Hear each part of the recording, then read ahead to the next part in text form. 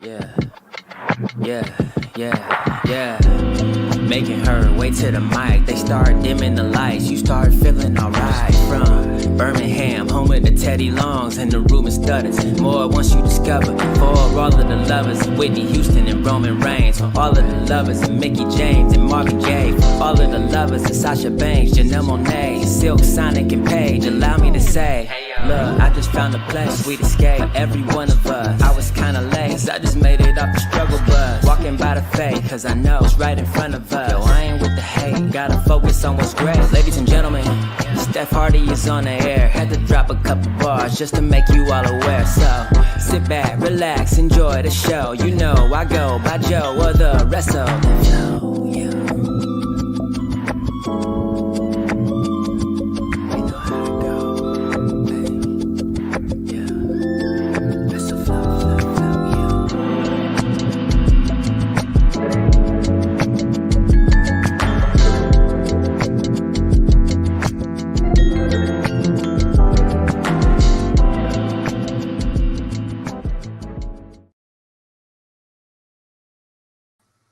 Hey y'all, welcome to the Hardy Wrestling Podcast Live Vibe with your girl Stephanie Hardy, the host and creator of this fabulous platform, host and writer for Women's Wrestling Talk, the #1 women's wrestling show on the planet, and color commentator feature on the Belladonna Division, Battle Club Pro, Black Girl Magic 2022, and soon to be Spartan Wrestling in Gaston, Alabama.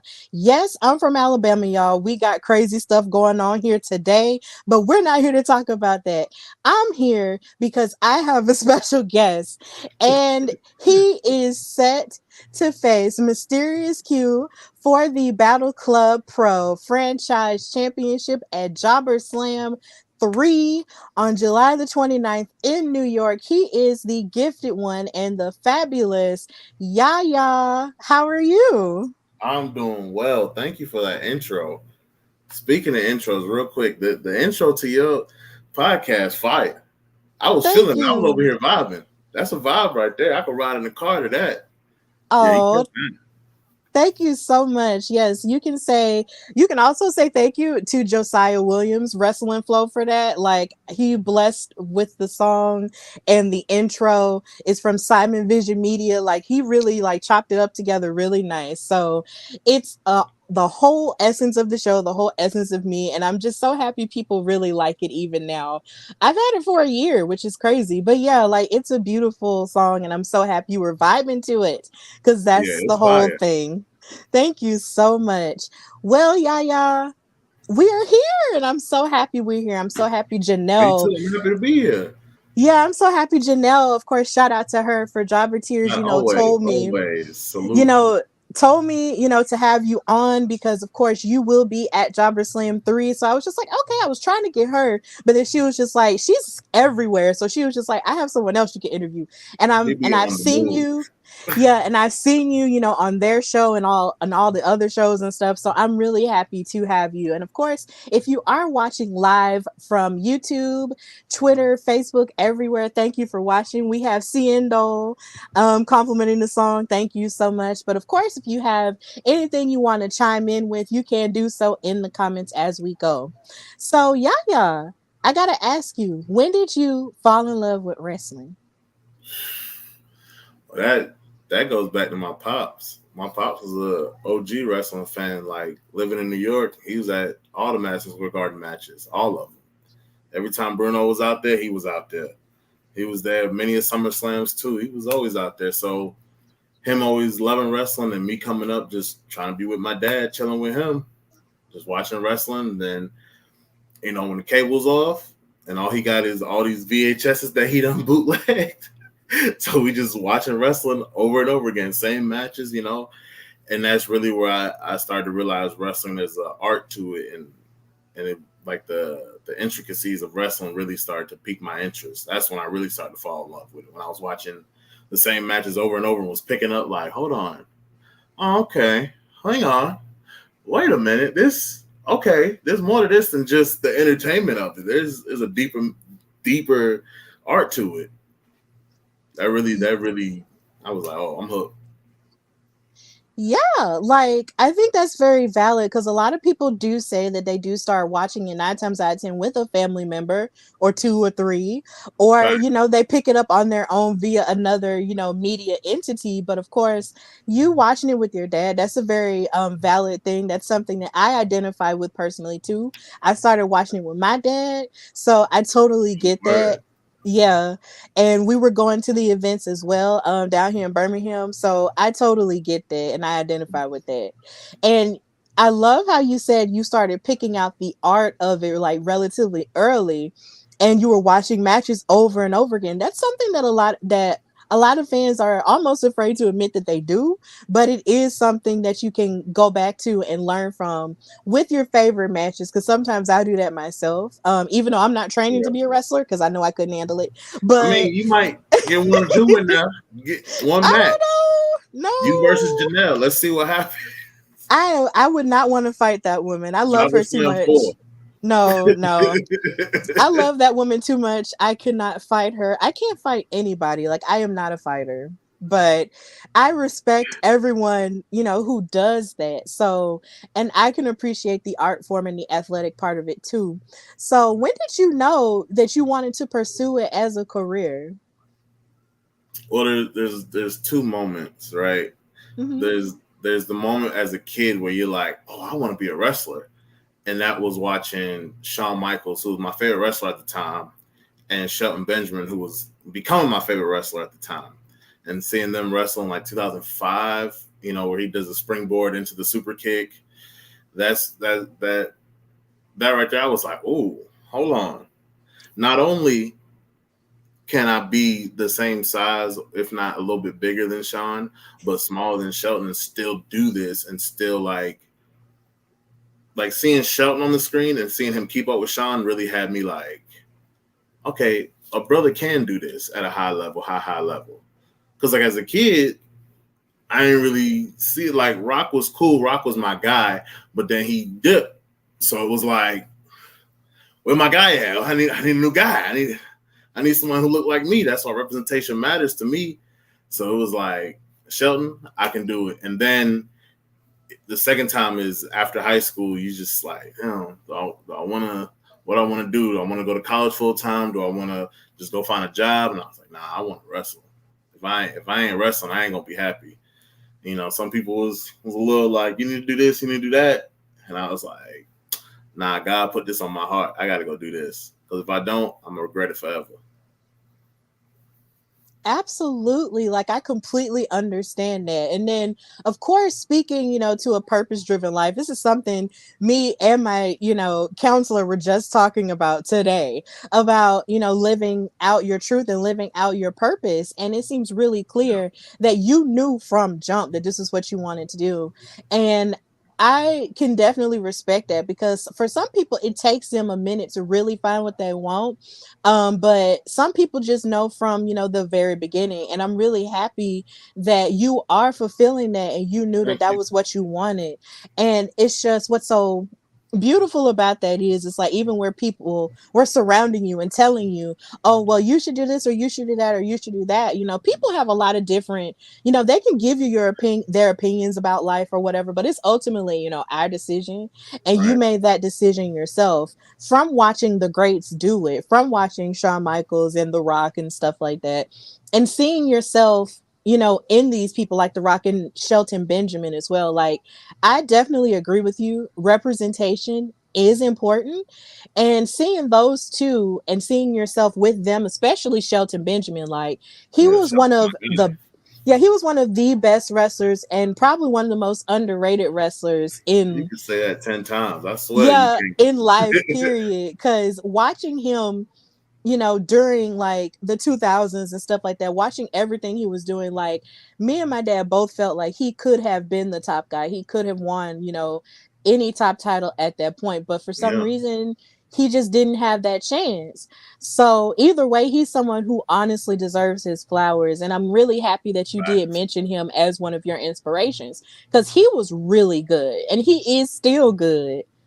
Oh, for sure. For sure. Mm-hmm. That's a dream match of mine. Ooh. And it Yeah. can We still versus Shelton. happen. Yes. I Yeah, hope it it could does. definitely happen. I hope it does. Yes, absolutely. So, in mentioning people like Shelton Benjamin and The Rock, and also Shawn Michaels, and as you decided to pursue it in yourself, like, who did you seek out to, train you once you decided this is what I want to do with my life? And what did they teach you? And how did you, take what you had seen and sort of adapted it into your own growth as an athlete? Well, this goes back to being at the end of high school, and we had to do senior exit projects, and I was done with my projects. I didn't really. I was just like Googling, hey, there's a wrestling schools in Charlotte. There's got to be wrestling schools somewhere. And then lo and behold, I found the George South Wrestling School, and I was like, oh snap!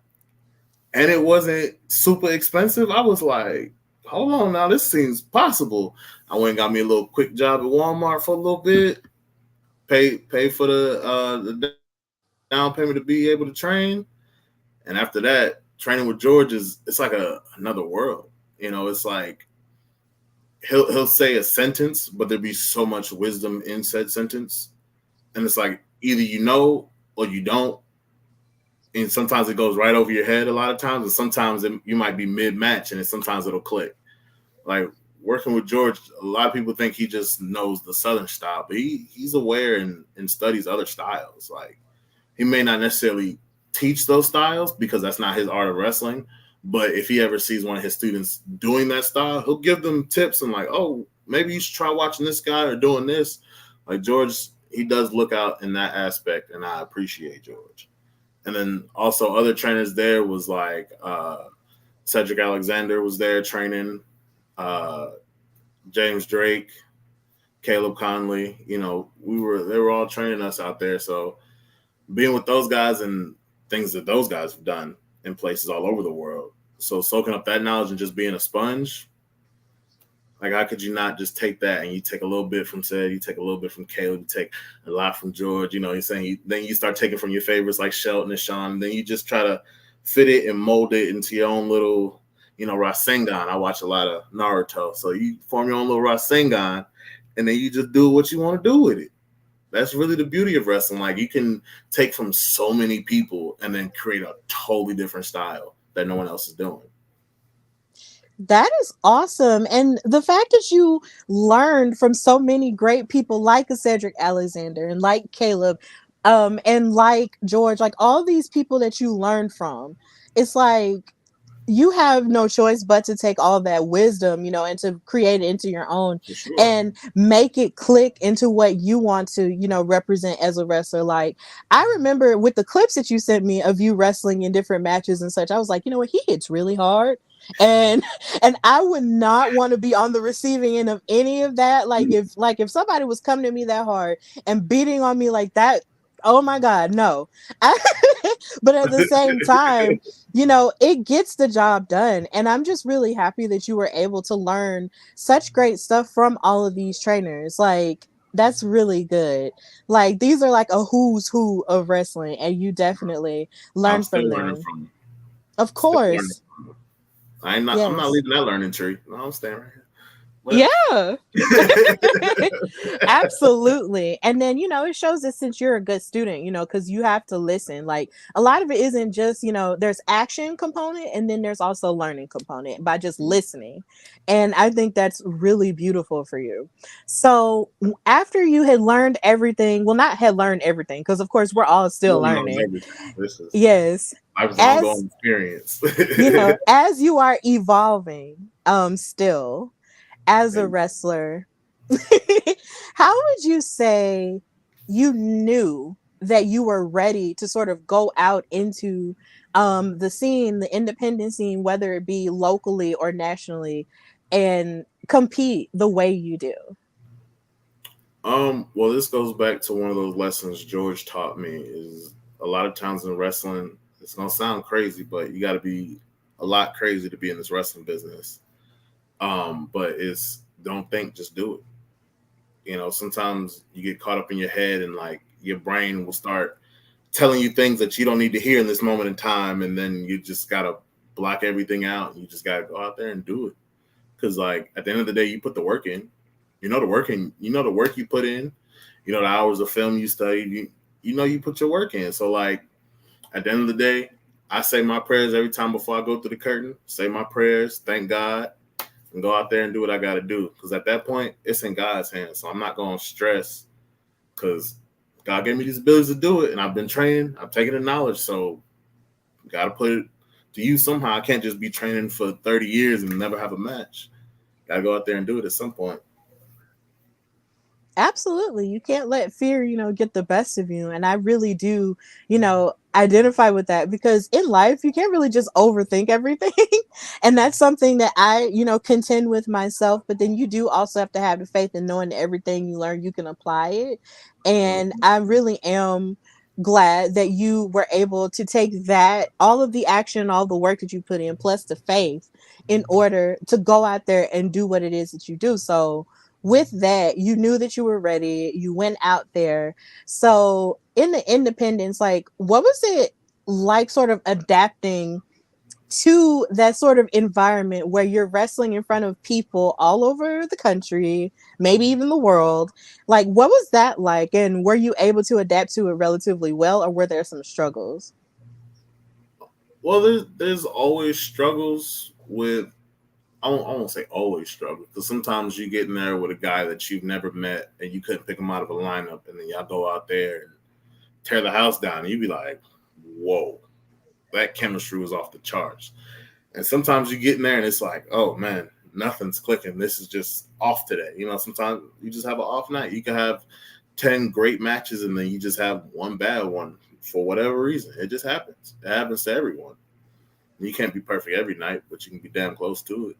But at some point, things are gonna happen. So it's just like I take it match by match is what I'll say. Match by match. That's the easiest way to take it because every match is different.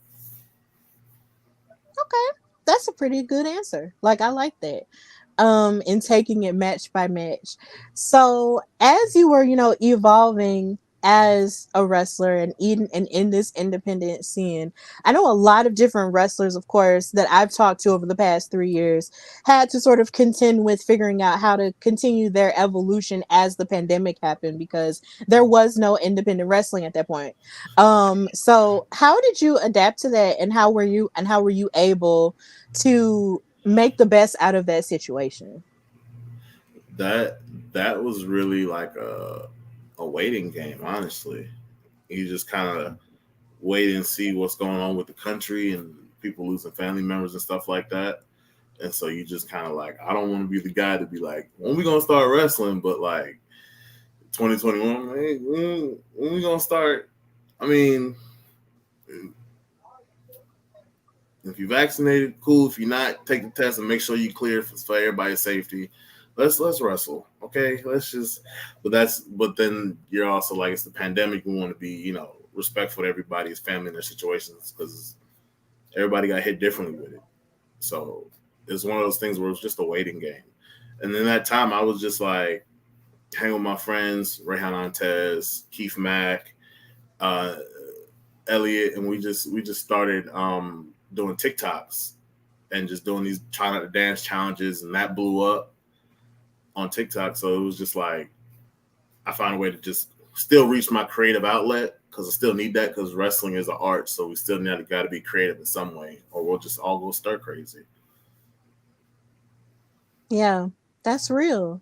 And in terms of that, like, there's just been so many wrestlers who did a litany of things, like not only just making TikToks and just making videos, of course, posting themselves, do promos, creating storylines out of whatever it is, selling Mm-hmm. merchandise, and so many different things. Like, that period in time really did show, who was able to really like float above the surface of all the craziness that was happening. Right. And it was just insane to see so many wrestlers who are blowing up now, and having their moment, just sort of find themselves creatively as that was going on. So it's good that you had a community around you. And I do know Keith Mack, and I was lucky to meet him last year in New York, so I definitely know him. He is definitely good people, so I'm glad that you had a community Yeah, surrounding you with that. that's my brother, man. Mm-hmm. Absolutely. So, in the midst of all of this, how would you say? you have you like collected a fan base, and have you heard any like stories from different fans of yours who really connected with you on a deeper level once you got into the independents? Yeah, the deeper I got, like, uh, it started to happen more as fans would like be nervous to come up to me because I won't say, oh, I'm standoffish, but at first it took some time to get used to having people come up to you even after the show, and you're like loading into the car. Someone's like, "Hey, man, I loved your match, man. You did so good." Da-da-da. And you're just like, I have luggage in my hand. I don't know. You want a picture? We can take a. And it's just like, so that's what it was at first, but then like, then you start like enjoying it because it's like it's cool because like I was that person that was like, oh my god, holy crap, you're in the parking lot with me. Oh, we gotta take a picture. Like I was that fan. Like it was crazy to me to be at an airport and look over and be like, hold on, I'm not. Is that Jey Uso? Like what? Yeah. Like that was me. Like I was that kid that was like, oh snap. So it's like it's cool. Like I love when fans come up and they're just like, hey man, I watched your show like in like some small town, North Carolina, and then we drove all the way here to Charlotte to see you again here for the championship. And it's like, oh wow, people are driving for me. Even if it's one person, it's dope to me. I'm like, wow, you like, because in my head, I'm like, everybody from this town came, and it's like no one drove like hours to get here to see. Like, oh yeah, I drove 3 hours just to see you, y'all. Really? Oh. You gonna make me cry, sir? No. Like it's real cool to me. Now it is like I'm like, oh man, this is dope. Like I love it. I don't mind it at all because I see myself in a lot of the fans that come up to me. So it's cool. Yeah, I can imagine it could be real awkward at first because you sort of see yourself as just you, but Like then eventually you just like a regular person, but then it's just like you really don't know who you're impacting when you are doing that and living in your purpose as you said. And just the idea that so many people are walking up to you like that, it's just like, wow, okay, thank you. You feel grateful for it. And it does make you feel good inside. Like it really does make you feel good inside. And I'm really happy that that is happening for you because oh my god, that's insane. Cuz that's just like the first time I was recording my first 10 episodes of this show and finding out that people were listening to me. I was just like, "You are?" What? How did you find me? What do you mean you watched me? What does this mean? Like are you sure are you sure it wasn't an accident? One time I'd be like, yeah, I seen your match on YouTube. I was like, what match I got on YouTube? Hold on, I didn't put nothing up. I'm like, wait a Who minute. recorded me? Send me the link. Hold on, what match is this? Let me see. Exactly. And you just don't be expecting stuff like that to happen. But when it does, it does make you feel good inside. It makes you feel like the work that you're doing really is touching people and you're going forward with it. So, how is the wrestling scene in North Carolina? Like, I've only been in North Carolina once, but that was like for like a work trip. So I really wasn't able to see, a whole lot of it, but what I did see of Charlotte was really beautiful in the downtown area.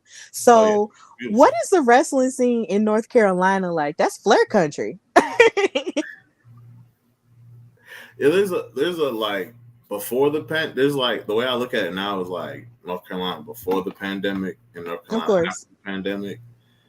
Because before it seemed like it was like one company, two companies, and then after the pandemic, it was like, oh, everybody just running in Charlotte now. Oh, cool.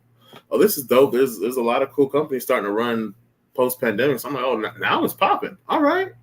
Okay, people are running shows. People are on Twitch. People on YouTube with it. I'm like, oh, okay. I thought I was worried for a second. Like, y'all need me? Hold on. Here I come. North Carolina, don't worry. I carry you. I carried New York, Wow.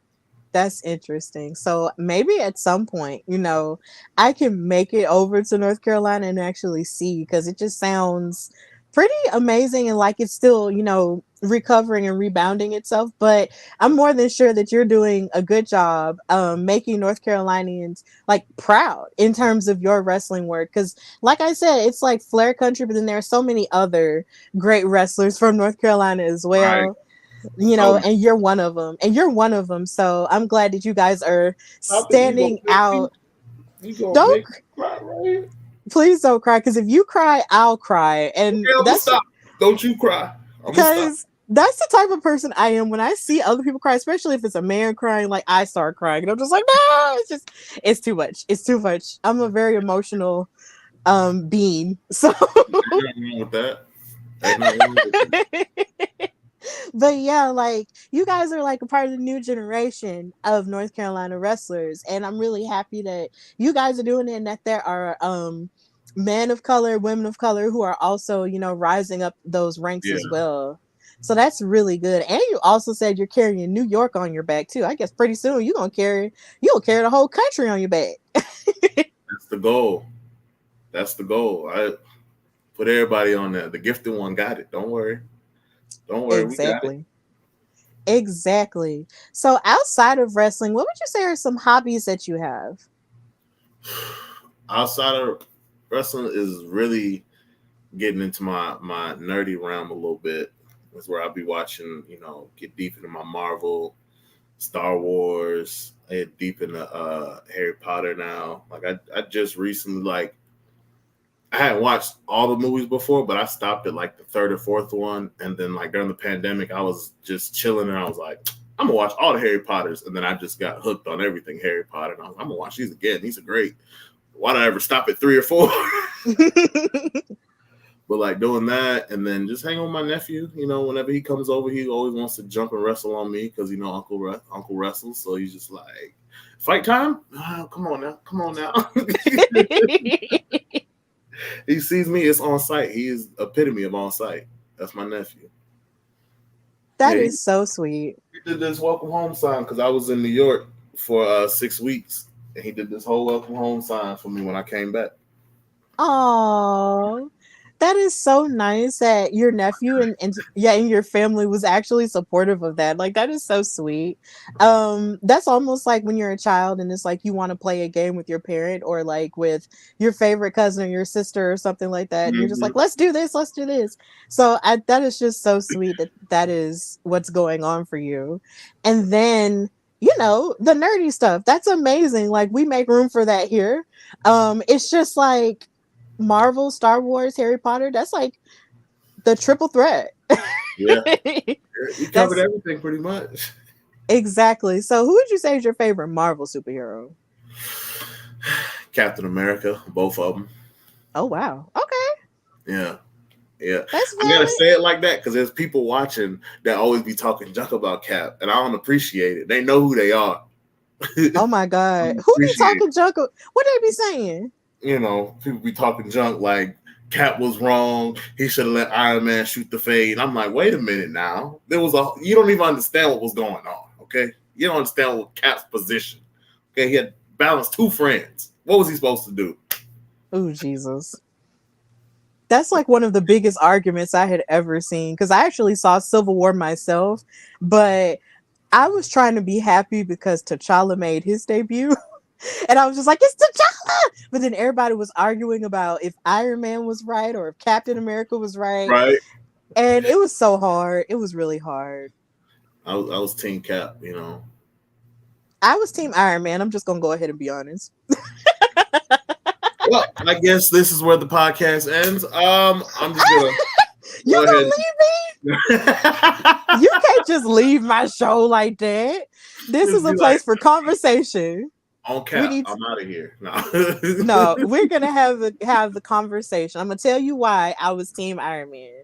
I was Team Iron Man because as I was watching it, happen, the way that Tony reacted to the mom, who was played by Alfred Woodard, who I love, walked up to him and was like, look, I lost my son, while y'all were being heroes, and my son died and all that. Like that really got to me. And because I in my heart of hearts, I could identify with that, because I'm just like, oh my god, like maybe we do need to be reeled in a little bit, because we are risking people's lives, acting the way we act, doing the hero thing, which is true. You save a lot of people, but then you don't take into account all the other recklessness that you are doing. So I identify with that part, plus the part about his parents and Bucky. Like, even though Bucky wasn't in his right mind when he did it, I understand that. So I completely understood, why he was on that. So that's kind of why I was on Iron Man's side. And to me, it just felt like Captain Steve really was trying to gun for Bucky and just forget everything else. And I was just like, hold on now. Slow down, sir. Slow Nah, down. because But Tony I'm gonna was let trying you to kill speak your that piece man. about it. Yeah. Tony was trying to kill that man. If you want to shoot the fade, cool. I let y'all fight. That's cool. You gonna lose because it's the Winter Soldier, but you go ahead and fight him one-on-one. That's cool. But then you trying to kill my boy? Hold up. Let me go say these activation codes, because that's who you need to fight. You're not fighting the right person. Let me go say these activation codes to get the right Winter Soldier for you to fight Tony. Because you fighting Bucky, and Bucky don't want to kill you. Because Bucky could kill you, but he don't want to. Okay? I didn't want to see that. I was concerned for Tony. Right. Now, I agree that there need to be some kind of repercussions for them when stuff goes left. But you also got to remember, Cap was just got out of Shield that was corrupt by Hydra, so he was right. He don't trust authority for real. This is Road Cap at this point. He like, nah, I don't know about that. I don't know about that, my boy. That's all he was saying. Yeah. And Tony was all caught up in his emotions. We know Tony's emotional. He's been like that the whole time. Yeah. The whole Iron Man 1, 2, and 3, Avengers 1 and 2, he's been the most emotional character, okay? Whether he be really happy, really angry, really sad, whatever it is, he's always on 10 with it. It's never like Tony on a 2. So it's just like, I get it, Tony, I'm with you, but I can't put us under these contracts and then next thing you know, it's like, oh, y'all got to go fight this person without giving me the proper information. And it's like, maybe I'm fighting the wrong person. Maybe I really should be fighting you who's trying to kill them. And it's just like, come on now. This is some Hydra stuff that they would do. So, like, let's not do it.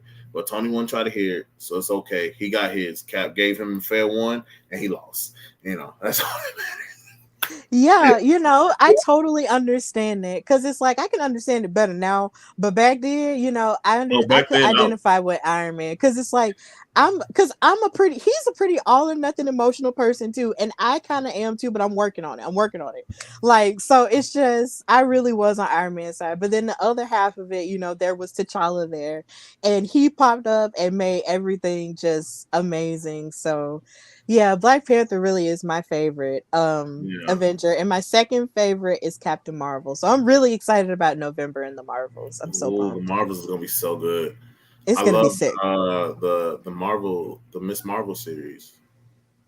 Yeah, I never finished that because I'm weird with series. I don't know why. Like, I started it, and the first episode was cool, but I just didn't finish it because I got caught up with other things. I just be busy. That's all.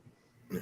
See, I enjoyed it because it finally showed that side of the culture. Usually in American media, you see terrorism and all this, and I'm like, So when people think Muslim or Islam or anything close to it, they're like automatically terrorists, and it's like, nah, there's a whole culture behind this, and it's like you don't even realize and take the time to understand.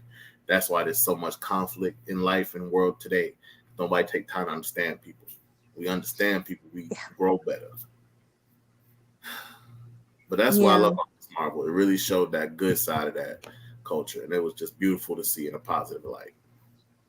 Yeah, absolutely. Like, I definitely agree with that, because I love representation on all fronts, and anything that propels it forward in a positive way, I am definitely here for it, because there's just so much more to us than just the stereotypes that are put out there. So I was really happy that they had that representation even in Across the Spider-Verse with Pravita Pravaka. Like, even with that, like, it's just amazing stuff, and I'm just so happy that all of us can come together and talk about about these different characters that resonate with us and, you know, show people in a different light, and then you can see them get represented as well as yourself get represented too. Like, it's really Right. amazing. I love it. And I also like Harry Potter and, you know, Star Wars too. But since you said Harry Potter, what house are you sorting in? Listen, Or do you know? Because some people don't know, but I don't know for sure, but what I would feel like, where I'd be at, I don't know for sure, because I'm like, sometimes I'll be like, yo, Gryffindor sounds cool and all, but like Slytherin go crazy, but it's like I don't want to go too crazy, you know. I like the yeah. color green. Green, my favorite color is, you know, as you can see on my shirt, is green my favorite color. So I'm like, yo, that's Slytherin fire, but y'all be trying to kill people, and I ain't really with that. I'm trying to chill. So I'm like, am I a Hufflepuff or a Ravenclaw at this point? Because Gryffindor want to run to the front with the sword. I'm like, let me see what's happening first. What's going on? Can we get out of here safely first? Can we get people out of here before we go and fight? Gryffindor is like, nah, we fighting. I'm like, wait a minute. Can't do all that right off. We got a plan. We got to strategize. Can we strategize?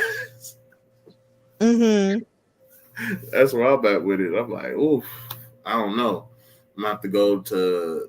Don't they do that at the Harry Potter part of Disney World or whatever, where they have the set and everything? Yeah, I mean, I don't know if they do that at Universal Studios. I don't know if they do the sorting there, but I know I took the test on pottermore.com, the website.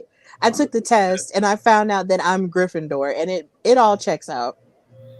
It literally checks out because it checks out, because I know it does, because it's just like it's like there's courage and there's bravery and determination. All three of those are the characteristics of a Gryffindor, and it Great makes sense. characteristics. I love It them. makes sense because sometimes I be making risk and just doing stuff without thinking. Or even Hey, without really calculating fully you what sure you it don't want to means. wrestle? You sure I'm you over here I'm not thinking and just sure. doing? You sure you don't want to get in there?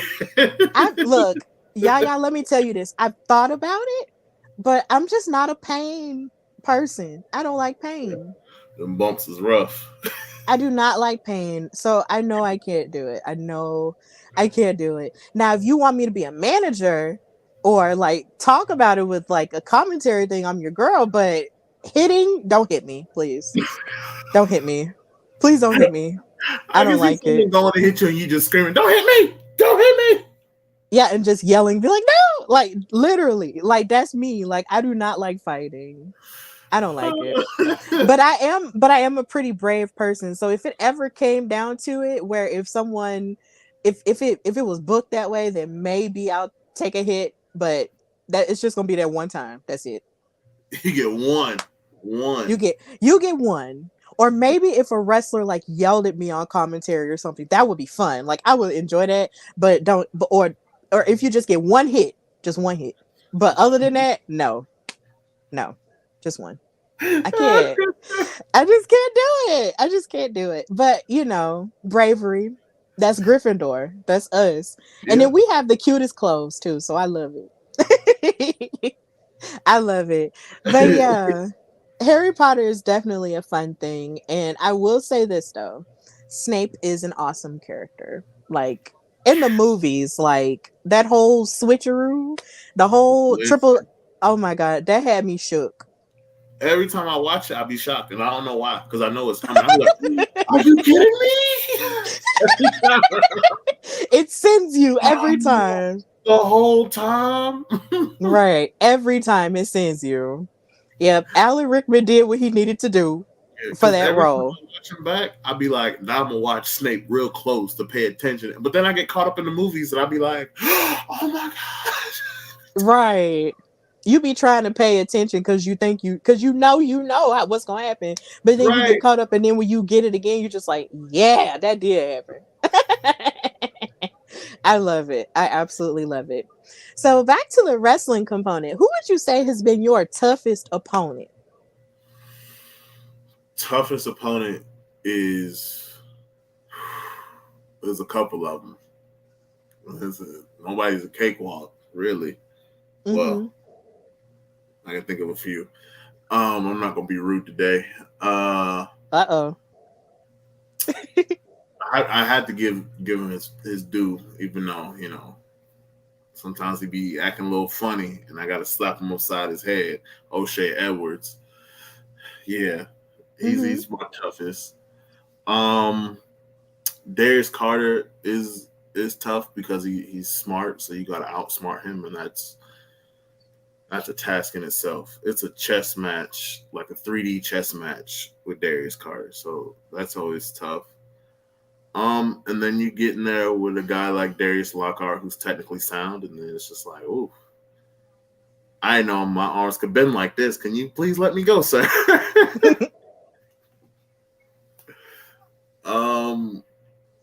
I gotta throw my boy Rayhan Antez in there because that boy be hitting. Y'all be thinking I hit hard. That man hit you, and you be like, okay, what I do to you? I'm firing right back though, because that's my boy. When we go in there, they say you hit your best friends harder, so we be in there throwing them like, yeah, bang, bang. So it doesn't feel good after, I tell you that much. I'll be sore. But those probably my toughest. Yeah. That's 100% valid. And you listed a really good amount of great wrestlers there. Like Darius Carter, he and I have some history.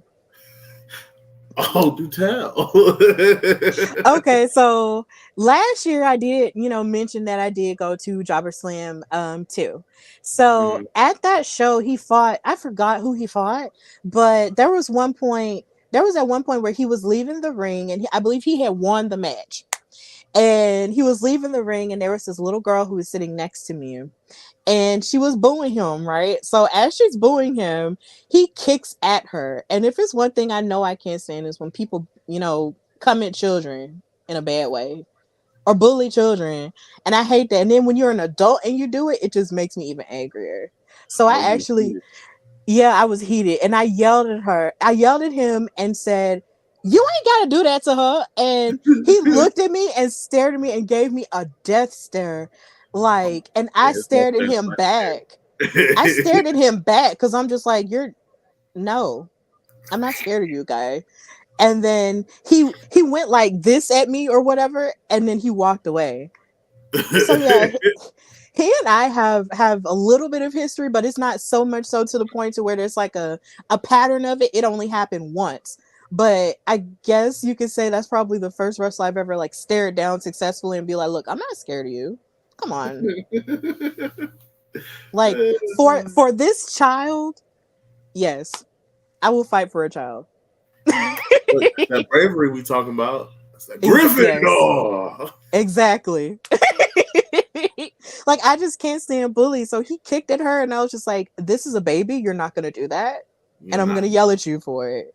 I'm very outspoken at wrestling events. So that was just, like I could be a fan then. So I was just like, you're not going to do this. And not on my watch, buddy. Nope. Yeah. Keep it moving. Keep it moving, pal. Go on. Yeah. But if he ever wants to come on my show and we want to talk about it, that's fine. But yeah, that was fun.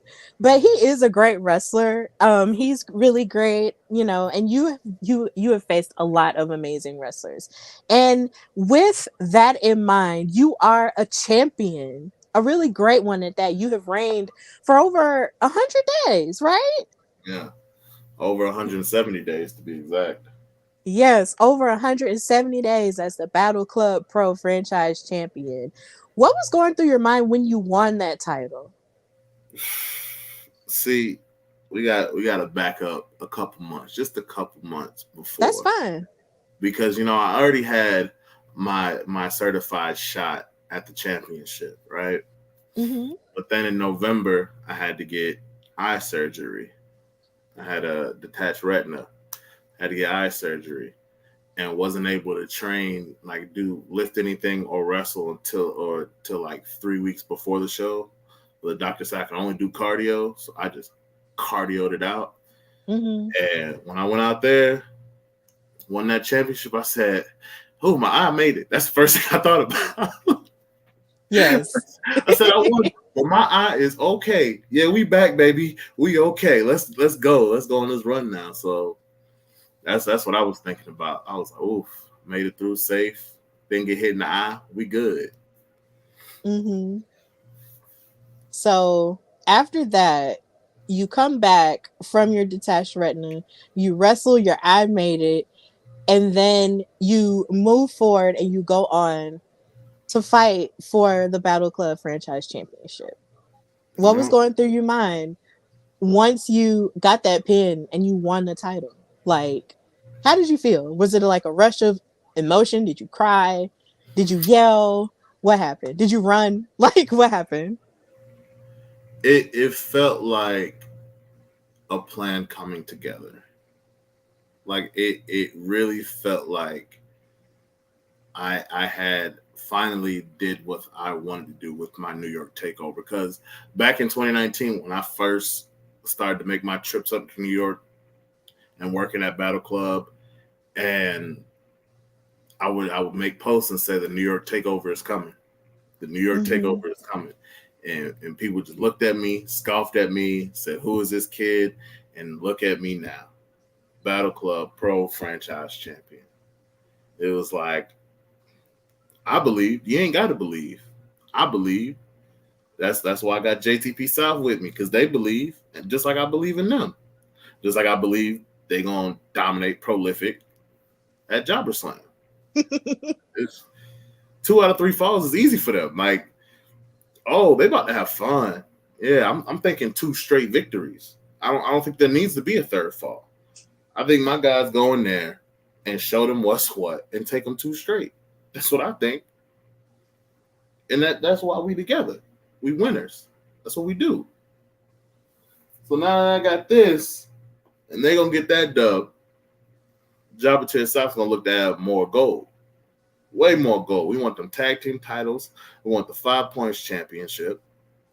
I think my boy Anthony Gamble wants another shot at Big Cuzzo, you know. That Fallout Championship ain't so safe and secure. You know, he got Rembrandt coming up, but don't forget about old Gamble. Don't forget about him. That boy's a monster. That's why he with me now. Steve Pena ain't really appreciate him, but I appreciate him. Now he with me. Left him, kicked him to the curb. Now he with me in the winner's circle. That's Ouch. how I feel. I feel great. Absolutely. And in feeling great and in listing all of the accomplishments that your brothers in arms in the Jobber South faction are seeking to make in terms of the titles, you have a title match at Jobber Slam 3 with Mysterious Q. What has been your strategy and your preparation, coming up for this match? Because this is next weekend. So where is your mind at headed into this match? My mind is in the same place it always is for every match. I'm gonna go out there and expect him to be at his best, and I fight him to be at his best. And if he's not at his best, he ain't gonna win. And even if he's at his best, I'm still the gifted one. I'm gonna show you Mysterious Q ain't so mysterious to me. He looks very familiar to me. He's a lowercase Q at best. Okay, a little Q-tip. I'm gonna go clean out, and throw him away. I got respect for his ability. Don't get me wrong. This guy, he's good. He's real good. He's a high flyer. He's also a little bit of powerhouse, and he can move really well in that ring. But I'm on a roll.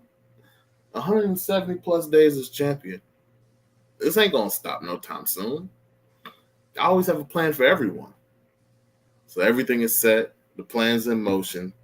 Q's gonna walk out there. He's gonna try to give it his best, but he's gonna come up short again, just like everyone else that comes from my championship. It's beautiful. It's so It beautiful. is. It is a very beautiful title. As someone who appreciates championship titles, it's gorgeous. It's very gorgeous.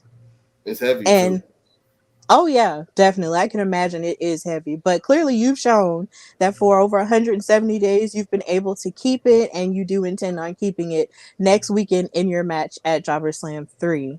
So, in thinking about Jobber Slam and how it's grown as an entity with Battle Club Pro and the Jobber Tears podcast, how would you say both have impacted your life as a wrestler for the better? Man, without Jabba Tears podcast, this ain't possible right here. You know, those those guys really boosted me up. Like really was like, nah, you could do this, you could da. Like they really was like put a battery in my back and was like, yo, you good, you can do this, like you can make it in New York. Because like New York is always looking from a training down south and then trying to come to New York, even though I'm from New York, but it's still like it's weird to get it in here. You got to know somebody that knows somebody sometimes to get up here. So it's like to finally get in the door, and then some matches at first didn't go as planned, and it's like, I might not get my opportunity, like it's slipping away, and then like the words that Mr. Blaac would tell me, that's why he's with me. He's my coach, low key. Like he really was like, nah, y'all, you got it, dogs. You got it, dogs. Mr. Blaac, you got it, dogs. Nah, you good. You got it. I believe in you. Let me tell you something. You good. And I was like, at first I was like, all right, bro, I appreciate it, but this shit is rough. And then, excuse me. And then, but he was like, got it, you got it. Hearing that over and over again, that continuous positivity is just like, yeah, I do. What am I worried about? Yeah, you're right. I do got it. So like having them really be like that rock, even when I'm down, because it's a wrestling business. There's ups and downs, it's a roller coaster ride. And so like you get down and they pick you right back up, and it's like the things they've done for me, I couldn't thank them enough in words, to be honest with you. I appreciate them more than they could know. All three of them, Janelle, Wilkins, Blaac, all of them.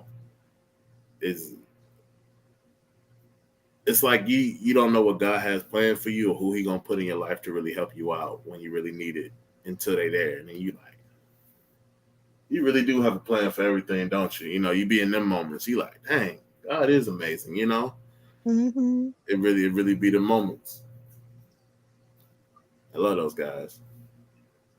Me too. I love them so much. And I definitely identify with that because they have encouraged me, more than I could have ever thought about. Like, I never ever expected them to, rap me and love on me the way that they did last year in New York. Like I never imagined that in my life, and they made me feel so welcome. And so I really, and watching them work really does just motivate me, and it makes me want to do better.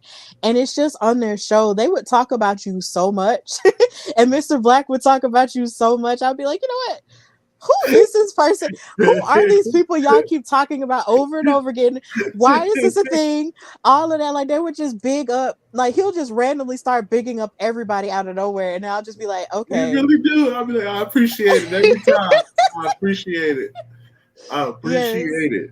It is so funny, but then it's coming from a loving place. So you really Right. don't That's the mind it beauty at of it. You all. like, yeah. Yes. Like, because a lot of times you hear people big you up and they just say it just to say it and they don't mean it. They mean it. Mm-hmm. If they say they got your back or they believe in you, they mean it more than you be like, oh, you really meant that. Oh, I appreciate you. Shout out to Danielle too from Pretty Hills. She always look out too. Always. Yeah. Forget her because she will call my phone and cuss me out. She's like, really, y'all? Really? My bad. I'm sorry. Listen. Yeah, she's really good to have in your corner as well. Like it's amazing stuff going on up there in New York. Like they're really great friends to have. So with that, you did make mention of Job It to Yourself versus Prolific. Now, it wouldn't be me if I didn't ask you, in your mind, do you feel that after next Saturday, your problems with Prolific will be over and done with, or will it just be a beef forever and y'all be fighting forever? I mean, see, here's the thing. I don't want to fight them forever because who wants to beat the hell out of somebody forever? Like that's just rude. Like I just want the respect. Like out of nowhere, they just started disrespecting. Like Marquis walks up and doesn't even know Zuka's name or catchphrase, and I'm like, oh no, "Oh, you being disrespectful?" So we had to, get him then, and then that's how this whole thing started. It's all about respect. I just want a little respect from my guys, No one's gonna disrespect JTP South in front of me. Ain't no way I can let that slide. I let that slide, then everybody gonna think it's cool to disrespect us. And we don't tolerate disrespect. That's top 3 rules right there. No disrespect. There's no leader in JTP South. We is all one unit, one band, one sound. We move on respect. That's it. That's it. Just because I'm at the top as the franchise champion, don't mean I could just talk to them any old kind of way. This is a family over here. We got love for each other, respect. That's why I'm champ. I got support. A lot of people ain't got that, unfortunately. Well, some people like Steve, kick their friends to the curb. Who's next? I don't know who else he gonna kick to the curb, but I'll always take a new member in. That's fine by me. I'll help them.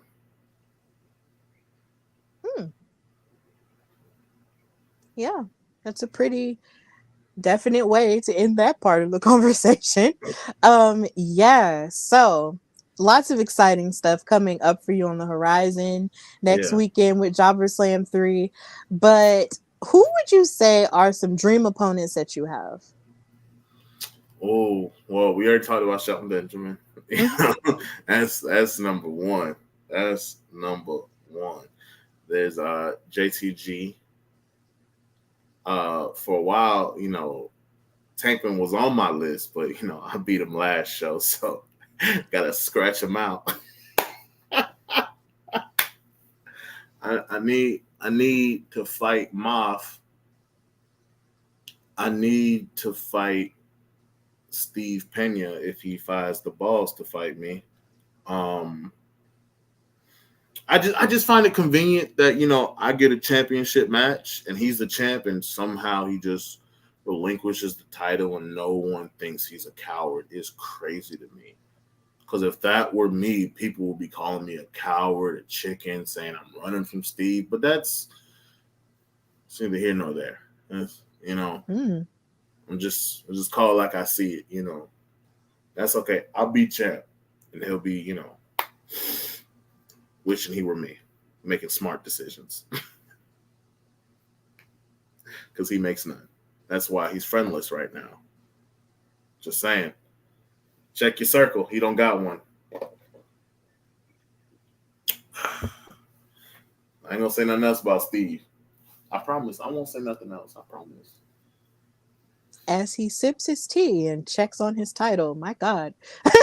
It's a lot of savagery going on, but it's okay. You're free to speak your mind here on the Hardy Wrestling Podcast. Yes, you did. Yes, you did. You told me. You definitely told me. So I was prepared for that, and that's what we're here for. So, what would you say the future holds for you? The future holds for me more championships, and that's not just for myself, but for Jobber South. Because I'm a community person, not a singular-minded person. Always about reaching back and helping the brothers. Always. Because we always going to pull each other up and be there for each other. So it's about us getting tag team titles, the 5 Points Championship, the Fallout Championship. We might travel over to We Are Wrestling and take that championship from Rob Killjoy. Because I feel like Rayhan Antez could use a championship. Ooh, or Movie Mike could use a championship. Or Zuka King. Whichever one, the New York TakeOver ain't stopped because I'm champ. That's the funny part. People think it stopped. It didn't. It's going to keep going and going and going. We ain't done until everybody knows JTP South. That's the goal. Mm-hmm. All right, Mr. Man. He has got it together. So, Yahya, this ends our time together. Thank you so much for coming on the Hardy Wrestling Podcast. And just tell everybody where they can find and follow you. And, of course, what you've got going on or any plugs. Oh, okay. I appreciate you having me on first and foremost. Thank you. You've been a lovely host. Thank you. You can find me on Instagram at Big Time Yah, BigTimeyah, and on Twitter at The Gifted One 24/7. Just how it sounds, people. Don't make it complicated. Don't be stupid like Steve. I'm sorry, I wasn't supposed to do that. But you can also listen to my podcast with Rehan Antez and Keith Mack. Hypothetically speaking, this is your sign. You can find us on Spotify and Apple Podcasts. Um, I don't even plug my TikTok. I was gonna plug my TikTok, but I don't even be on there to plug it. So what's the point? You never know. Somebody might be on it. The wrestling community on TikTok is pretty huge. Do you follow Yah? That's that's easy to remember, people. Do you follow Yah? Simple. Absolutely. And of course, if you are in the New York area, please check him out versus Mysterious Q for the Battle Club Pro Franchise Championship at Jobber Slam 3 in the New York area, which is presented by Battle Club Pro and the Jobber Tears podcast. Please check that out because they have amazing action. If you're in the New York area, please go check them out, buy your tickets, and hurry up because they might sell out. So please hurry up and go get your tickets if you're in the New York area. Oh, So yeah, of course, yes. So of course, if you want to follow me, you can follow me on Instagram and Twitter and Threads at Queen Steph Hardy. And you can listen to the show, the Hardy Wrestling Podcast, on Spotify. He's rocking the championship on Spotify, iHeartRadio, Apple Podcasts, Google Podcasts, and everywhere you get your shows. You can also subscribe to the YouTube channel, which is the Hardy Wrestling Podcast, where you can check out this and all other interviews that I have done and all other episodes as well. Of course, I will be on hiatus for the rest of the month and into the middle of August because changes are being made in my life. I am moving. So I will be on hiatus. But of course, if you see me posting old clips of interviews, please interact with those, share those, subscribe to the channel, follow me on Instagram and Twitter, and also follow the podcast as well on Twitter at Hardy WrestlePod and on Instagram at Hardy Wrestling Podcast. And also, you can catch me on Women's Wrestling Talk every Monday and Friday on the WoW Superheroes After Show and the SmackDown After Show with Dreon Santana, our editor-in-chief. So until next time, this is the Hardy Wrestling Podcast with your girl Stephanie Hardy and Yahya the Gifted One. And until next time, bye y'all.